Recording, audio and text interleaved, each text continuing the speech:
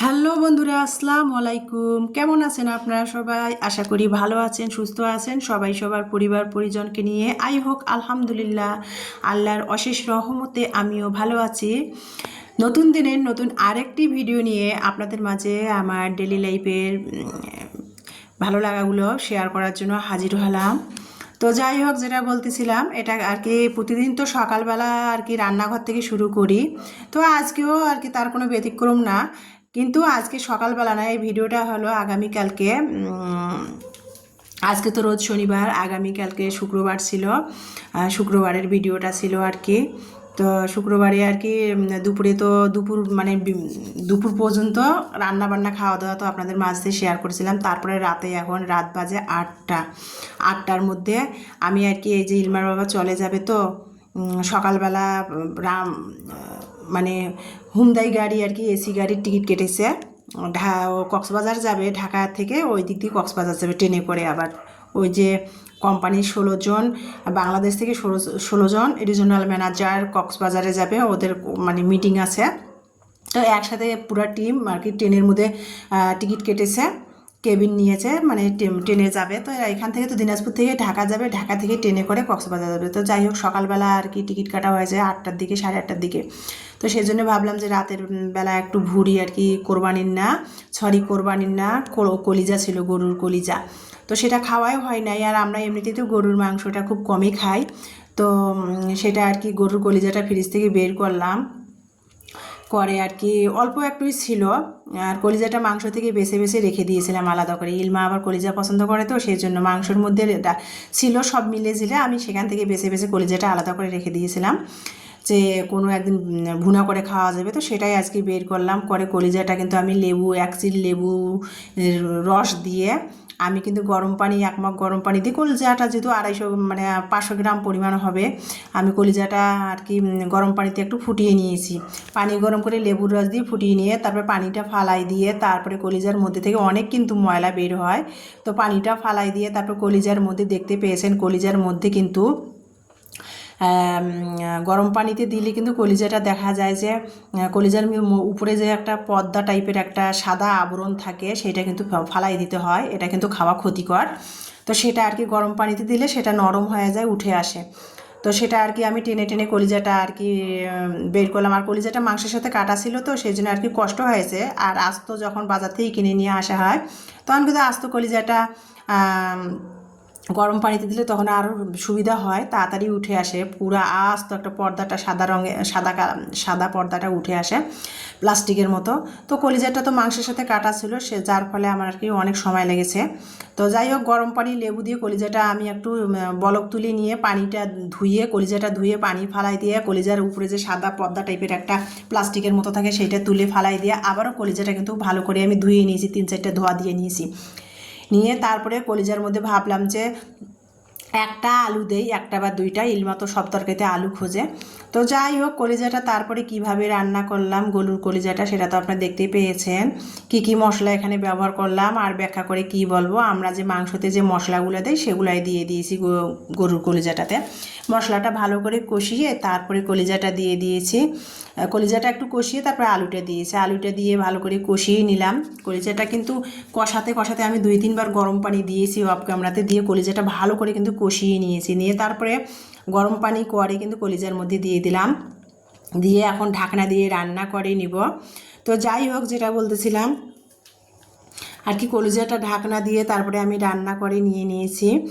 আর ভিডিওটা পুরাটা A to Z দেখানো আর কি, আমার ভিডিওটার সমস্যা দেখা দিয়েছিল, যার ফলে বাকি অংশটা আপনাদের দেখাতে পারিনি। নামাবার আগে কলিজাটার মধ্যে ভুনা করেছি একটু ভাজা জিরার গুঁড়া দিয়ে, কোরবানির যে গরুর কলিজাটা ভুনা করে নামিয়ে নিয়েছি। তারপরে এই যে এটা গতকালকে, ওটা রাতে ছিল কলিজা ভুনাটা। আর এটা কিন্তু আজকে সকালবেলা, সকালে উঠেছি 5টার দিকে আর কি। 5টার দিকে উঠেই কিন্তু আমি একটু ভাত বসিয়ে দিয়েছি রাইস কুকারে।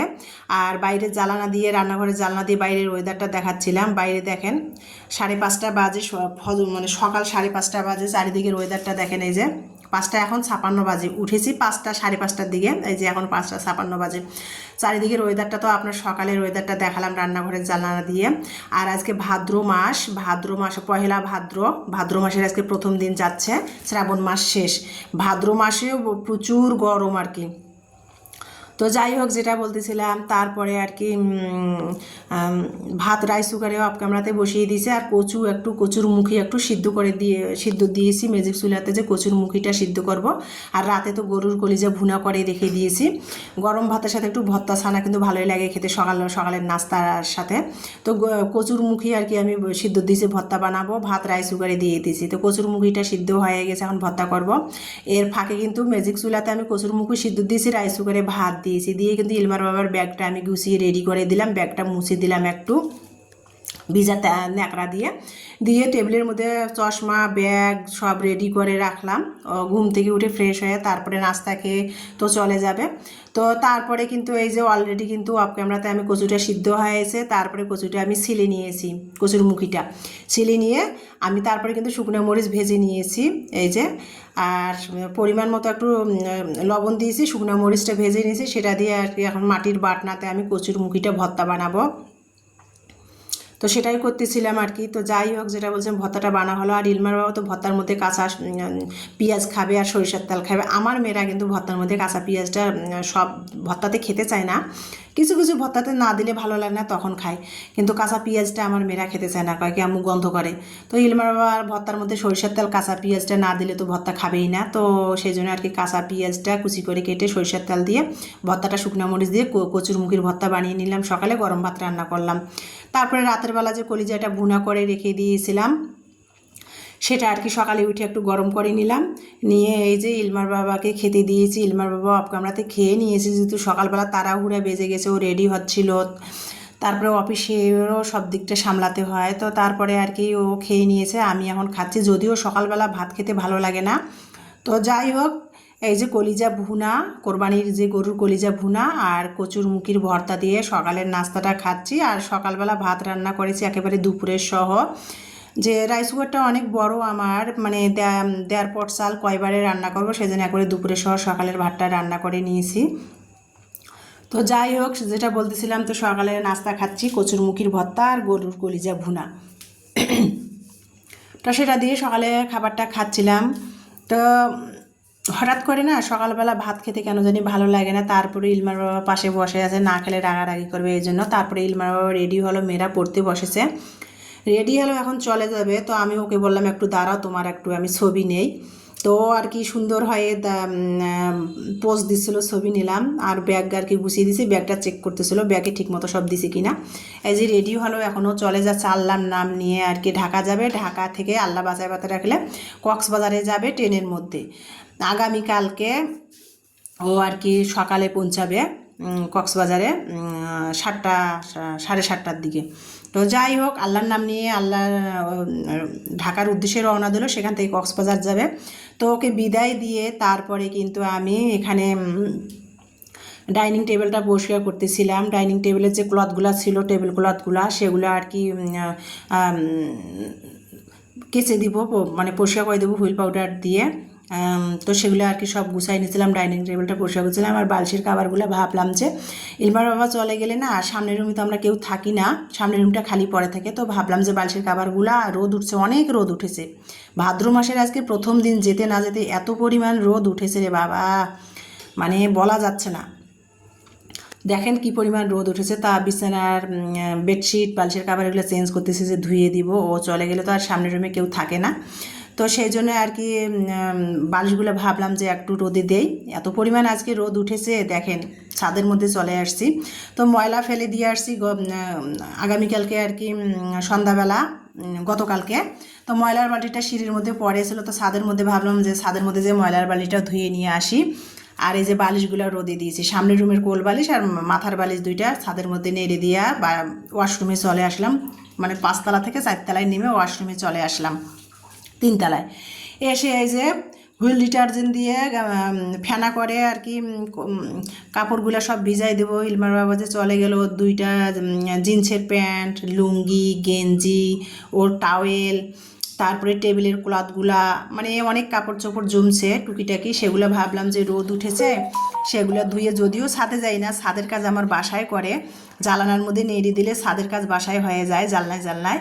তো ভাবলাম যে রোদ উঠেছে মোটা কাপড়গুলো ছাদের মধ্যে দিব, ওর জিন্সের প্যান্টগুলো তো অনেক মোটা, 2-3 দিন লাগে শুকাতে, তো সেগুলো ধুয়ে ছাদে দিব। ও যেহেতু এগুলো সব রেখে গেছে, বাসায় এসে পরে যাওয়ার সময় তো ওগুলো আবার সব রেখে যায়, সেগুলো ভাবলাম যে রোদ উঠেছে কেচে দেই।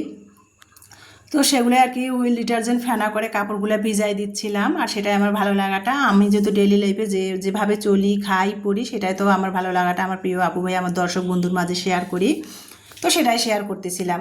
তো যাই হোক, তারপরে এখানে কিন্তু আমি এই যে 11টা এখন বাজে, আর প্রতিদিনই তো 11টা 11:30টার মধ্যে আমি রান্না বসাই দেই, তার মধ্যে কিন্তু আমি রান্না বসার আগে একটু লেবু পানি খেয়ে নেই।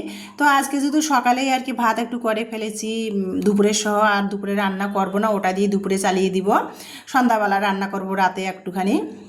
তো যাই হোক, তো লেবু পানিটা কাপড় ওয়াশরুমে ভিজাই দিয়ে আসলাম যে 4-5 মিনিট ভিজুক, ততক্ষণ লেবু পানি একটু শরবত বানিয়ে খাই, ফ্রিজ থেকে ঠান্ডা পানি বের করে লেবু চিপড়াই দিয়ে 1 চিমটি লবণ আর 1 চা চামচ চিনি দিয়ে লেবুর শরবত বানিয়ে খেয়ে নিলাম। আর এদিকে ইলমার বাবা আমরাঙ্গা নিয়ে আসছিলো, মানে আমরা নিয়ে আসছিলো, যাই হোক আমরা নিয়ে আসছিলো। তা আমরাটা দেখা যাচ্ছে যে আমরাগুলো না পেকে গেছে, খাওয়া হয় না, আমার মেয়েটা খেতেই চায় না যতক্ষণ কেটে না দেবো। তো ইলমাকে বললাম যে আমরাগুলো কেটে খাও না কেন, টাকা দিয়ে আমরাগুলো কিনে নিয়ে আসা হয়েছে। তো ইলমা বলছে আম্মু দাও আমি কাটি। তো ইলমা এই যে রান্নাঘরের সিঙের মধ্যে দাঁড়ায় দাঁড়ায় আমরাগুলো কেটে তারপরে আমরাগুলো মাখাচ্ছিল, চিলি ফ্লেক্স, লবণ, বিট লবণ, সরিষার তেল দিয়ে আমরাটা মাখাই নিল। আমরাগুলো না অনেকগুলো আমরা পেকে গেছে, নষ্ট হয়ে গেছে, ইলমা ফালাই দিল, দিয়ে আর কি 3টা আমরা বেছে বেছে নিল, 3টা আর কি ভালো পাওয়া গেছে, সেই 3টা আর কি ও কেটে নিল, নিয়ে আমরা মাখাচ্ছি। আর ইলমা কিন্তু এই যে আমরা মাখা, পেঁপে মাখা এগুলো কিন্তু খুবই পছন্দ করে, আর একা একা মাখানোর চেষ্টাও করে, বানানোর চেষ্টা করে। তো যাই হোক, এখন আমরা মাখা খাচ্ছিলাম 3 মামে, যেহেতু ইমানির আগামীকালকে পরীক্ষা আছে। তো যাই হোক, সেটা আর কি ইমানি পড়তেছিল, আর ইলমা আমরা মাখায় সবাইকে দিল। এই যে 3 মামে বসে বসে আমরা খাচ্ছিলাম। তো তারপরে আমরাটা খেয়ে কিন্তু আমি ওয়াশরুমে যে কাপড়গুলো ভিজিয়ে রেখেছিলাম সেগুলো কিন্তু ধুয়ে ফ্রেশ হয়েছি। তারপরে আর কি সারাদিনের আর কোনো কাজকর্ম আপনাদের মাঝে শেয়ার করি নাই আর কি। তো আমরা মাখাটা খাচ্ছিলাম, খেয়ে দিয়ে 2 মেয়েকে বলতেছিলাম যে এখন 12:30 বাজে, আমরা মাখা খেয়ে 2 বোনে গোসল করে ফ্রেশ হয়ে আসো। তো সেটাই বলতেছিলাম। তারপরে আর দুপুরের ভিডিও নেওয়া হয় নাই, দুপুরের খাওয়া ভিডিও এগুলো আর নেওয়া হয় নাই। এখন বাজে সন্ধ্যা 6টা।